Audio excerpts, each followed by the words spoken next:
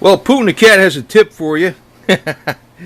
This guy is the cat, man. I'll tell you. Anyway, hey, I got this lamp here, a lantern, cheap one. It's like it's four something, 475, something like that. It's under $5. Wally World special, right? Very simple. It's got LED lights in the front of it, and it came with a cheap battery, a Rayovac. Nothing fancy, no like alkaline, no rechargeable. But with this Bedini charger, I know this thing's expensive. It's not cheap. It's an all-purpose universal charger. You're not supposed to be able to recharge non-rechargeable batteries. Well, it recharges this, no problem. I just put it like on a nice low setting, number 2. It had the green light on there. Means it was a red light when it was charging. Now it's fully charged. It won't take a charge anymore. I can turn it off now. And it's right back up to snuff. It's up to like perfect. It's perfect. It's like brand new again. So I decided, right, Mr. Putin, I decided to get another one of these damn things. And it was under $5 because if I could reuse this battery several times, I'm like, holy shit. Now the other thing is, if you get the rechargeable battery that's 6 volt, the rechargeable battery is, right, Putin? The rechargeable battery that's 6 volt is 6 volts. A lot of people don't realize that rechargeable batteries go in increments of 1.2 volts. So if you have a AA battery, a AAA battery, D-size battery, they're 1.5 volts nominal voltage, like an alkaline. But if you get a rechargeable, it's 1.2 volts. No matter what, that's just how they are. So they go 1.2, 2.4, 3.6, 4.8, then 6. So if you got a 9 volt battery, typically they're usually 8.4 volts. Some exceptions are 9.6, but they're just a little oversized. But with this, if you have a 6 volt, you can get the rechargeable for it, and it'll be the exact voltage as the non-rechargeable battery.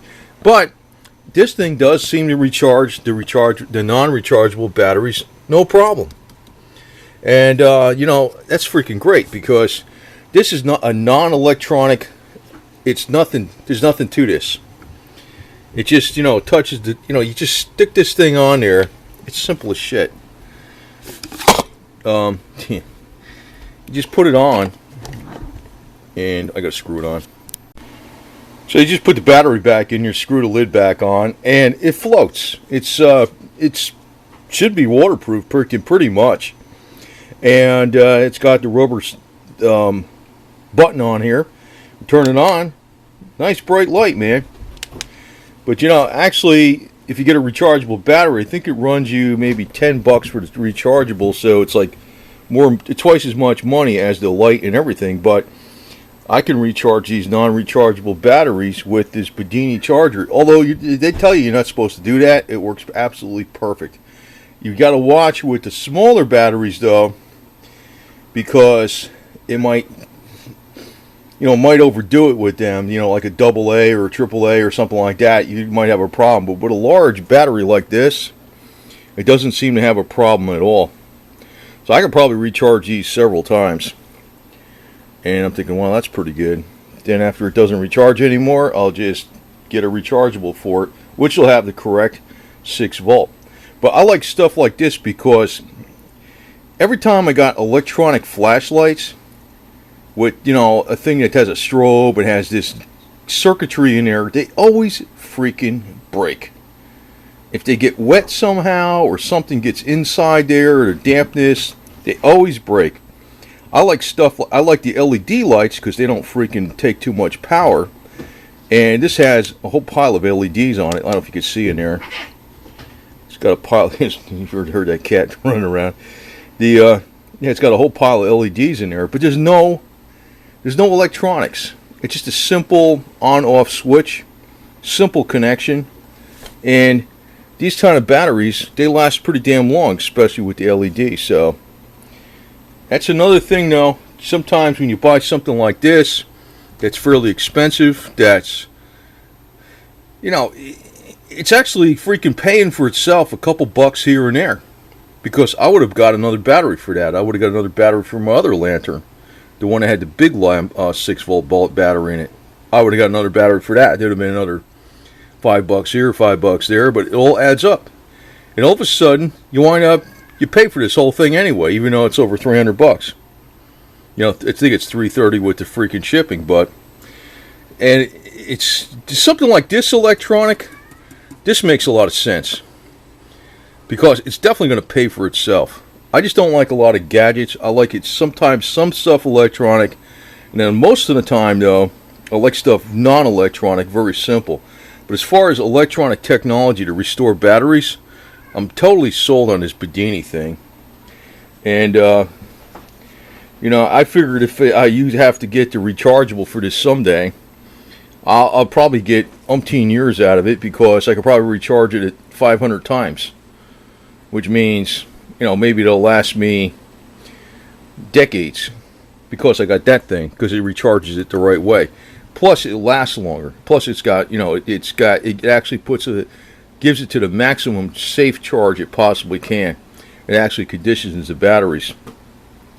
I like this damn thing because it's like, it's pretty much bomb-proof, man. I could drop this thing in the water, it'll float. And there's nothing electronic on it. It's just a damn simple switch with a bunch of LEDs. One of the LEDs fail, don't matter, there's 9 more. That's the way you want shit, man. And what does it cost me? Under $5 with the freaking battery. Which then I said, like I said, I could recharge that battery, even though you're not supposed to be able to. I can with that Bedini charger.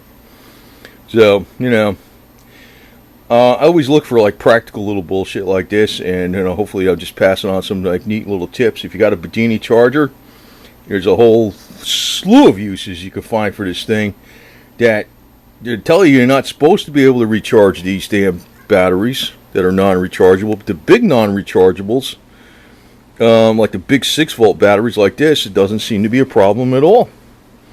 Maybe the little ones I worry about, because it might, you know, it might be too much even if you had it on setting 1. But not the big ones. There seems to be no problem at all. So it's a few dollars savings here and there. And a lot of people don't think like that, but I always think like that, because then I'm thinking, you know, I do that 10 times, saving myself $4 or $5.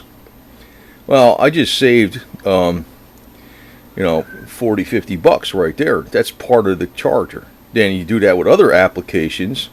Well, you're saving, you know, other money. Like I've actually fixed a $150 electric razor that had bad batteries in it with that thing. It was actually $150 discounted, a Remington. It's working perfect. I've been using it every day since I fixed it with that thing.